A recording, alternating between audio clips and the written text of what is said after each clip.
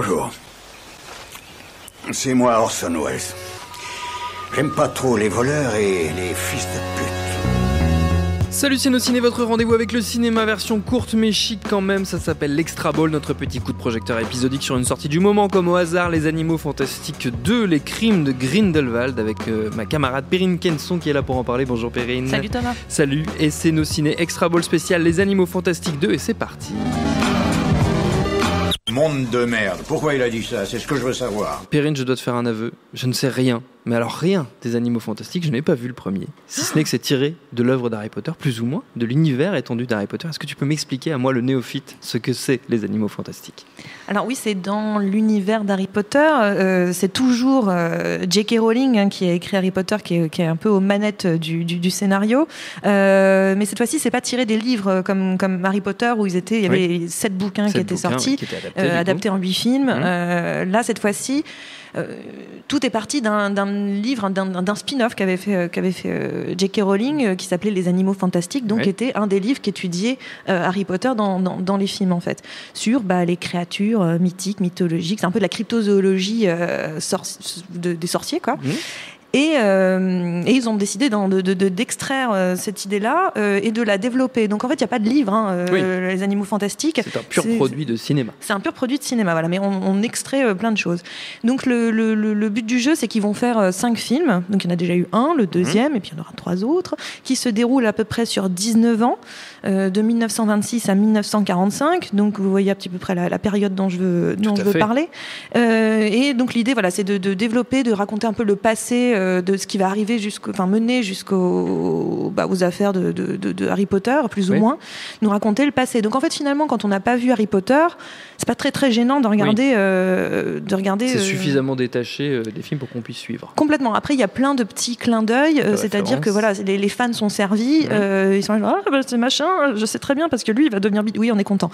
Mais donc voilà, c'est juste ça. On peut s'amuser avec un petit peu avec les clins d'œil. Un peu de fanservice. Mais si on n'a pas ce background-là, c'est pas du tout gênant pour la compréhension, et c'est là où je trouve que par exemple Les Animaux Fantastiques sont une réussite en soi. Déjà, c'est parce qu'il arrive complètement à se détacher pour moi de l'univers d'Harry Potter tout en restant dans cette même idée de magie. Et cette fois-ci, donc là, Harry Potter était vraiment très très centré sur la vision des sorciers made in England, quoi. Enfin, on était vraiment sur la partie anglaise du monde des sorciers. Vite fait, dans l'épisode 4, on avait une vision qu'il y avait des sorciers dans le reste du monde. Les Français notamment. Voilà, on avait les Français, on avait des Croates ou je ne sais plus, enfin par là. Des gens, par l'Est du monde. Voilà, on avait un petit peu l'idée que le monde des sorciers était un peu plus vaste que simplement le Royaume-Uni, quoi. Et donc les Animaux Fantastiques reprennent cette idée de par le biais déjà des animaux. Les animaux eux-mêmes viennent des 4 coins du monde. Donc on a ce personnage un peu central qui est Norbert Dragono, enfin Newt Scamander pour les Wall Street English. Et donc c'est un peu l'idée.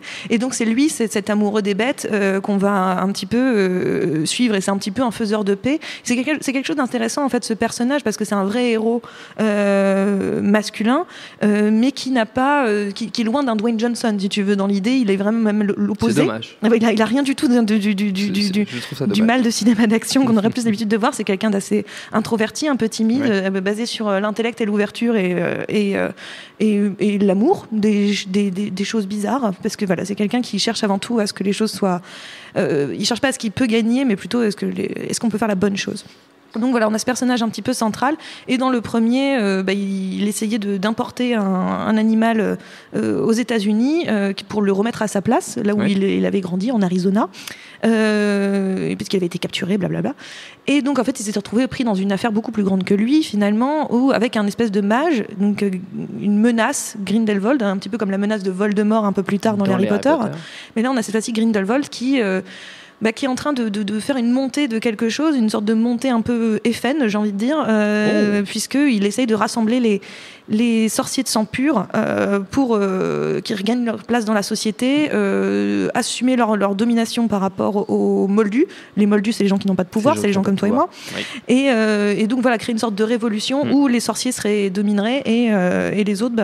Ce qui est un peu le projet de Voldemort, si je ne m'abuse. Ce qui est un peu le projet de Voldemort, un petit peu derrière. Mais là, on est là, d'un seul coup, ça prend une autre typologie, connotation évidemment, puisque c'est les années 30 et on va clairement dans autre chose. Donc là, on avait déjà dans le premier épisode, on avait quitté le Royaume-Uni pour aller aux États-Unis. Oui. Donc on avait découvert un autre monde magique et c'était plutôt bien. Le premier était un petit peu sombre, on sentait quand même cette montée, quelque chose pareil, il y avait une espèce de société anti-sorcier complet qui existait avec des fous furieux un petit peu genre Cubéni de l'extrême, et donc il y avait quelque chose d'un petit peu dark, mais il y avait aussi un très grand sens du merveilleux dans le premier épisode. C'était très beau d'ailleurs de découvrir, à un moment donné on rentre dans la valise de ce fameux Norbert où il détient tous les animaux dedans dans un monde extraordinaire. Vraiment il y avait un retour au merveilleux que j'avais pas eu depuis les premiers Harry Potter. Oui. Voilà, d'un seul coup on était vraiment surpris, on rentrait dans un monde très différent et très très bien mis en scène par David Yates, qui est le réalisateur un peu officiel des Harry Potter à partir du 4 ou le 5, je sais plus, je crois que c'est à partir du 4,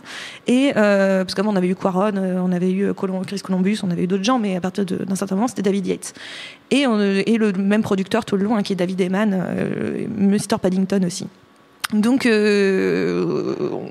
avait vraiment ce sens du merveilleux que je trouvais absolument incroyable, et d'un seul coup dans le deuxième, je trouve ça assez osé parce que on prend un tournant vraiment très très très très sombre, mais vraiment sombre, quoi. C'est-à-dire que le film ne cherche même plus à... Moi, à un moment donné, je me demande vraiment à quelle presque audience il s'attaque, en fait, à qui il s'adresse, parce que clairement, l'univers des Harry Potter, c'est les gamins qui ont maintenant, je sais pas moi, 10-11 ans, puis ceux qui l'ont découvert de mon âge, qui l'ont découvert quand ils étaient un peu plus jeunes, et je pense que c'est plus fait pour les gens de mon âge que finalement les gamins de 10-11 ans, parce qu'il y a vraiment un tournant presque violent, c'est pas le mot parce qu'il n'y a jamais une violence incroyable, mais il y a un fond terriblement sombre, terriblement dur, avec des meurtres assez gratuits, mais comme la violence est assez gratuite, c'est-à-dire en soi le principe même de violence est gratuit. Oui. Donc il y a quelque chose comme ça qui je trouve assez osé pour un film comme ça, qui se veut être très grand public, qui a beaucoup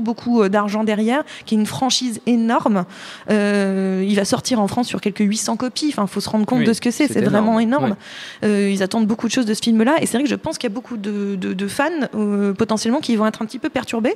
Parce que... Est-ce qu'on n'avait pas dit ça déjà du troisième Harry Potter, celui de Quaron, qui justement avait une tonalité beaucoup plus sombre, et tous les Harry Potter avait relancé complètement la machine quelque part. Tous les Harry Potter, plus on avance dans Harry Potter, plus ça vire dans le sombre, clairement. Les derniers, l'avant-dernier d'ailleurs était quelque chose d'assez spectaculaire parce qu'il se passait quasiment rien pendant tout le film, et c'était vraiment passionnant. Là, on n'est pas dans le rien, on est toujours dans la transition. On voit donc Grindelwald, le fameux méchant qui s'est révélé à la fin du premier, continue son emprise. Il s'est évadé parce qu'il avait été emprisonné, il s'évade dans une scène absolument spectaculaire d'évasion, vraiment ultra violente pour le coup et ultra spectaculaire, et va commencer à rassembler ses troupes en allant à Paris. Et donc cette fois-ci tout se passe à Paris. Et on change encore de continent, on change de pays. Donc c'est aussi fascinant cette reconstruction de Paris. Ils ont entièrement reconstruit Paris dans un studio anglais. Ils n'ont pas tourné à Paris, à part je crois quelques scènes d'extérieur, mais très très peu. Mais sinon c'est vraiment encore une fois une vision de Paris un petit peu fantasmée, un petit peu très belle. Paris fin des années 20, début des années 30. C'est vraiment très très beau, encore une fois. Moi ce qui m'impressionne littéralement avec les Animaux Fantastiques, c'est un sens de l'esthétique et de la mise en scène très très développée. C'est-à-dire que c'est pas parce que c'est une grosse machine qu'on oublie à un moment donné d'avoir du style. Et ces films ont du style, quoi. Ils ont une patte, on sait tout de suite dans quel univers on est, on reconnaît à l'image, on reconnaît l'ambiance, et je trouve que c'est vraiment en soi pour moi une vraie réussite d'une telle franchise.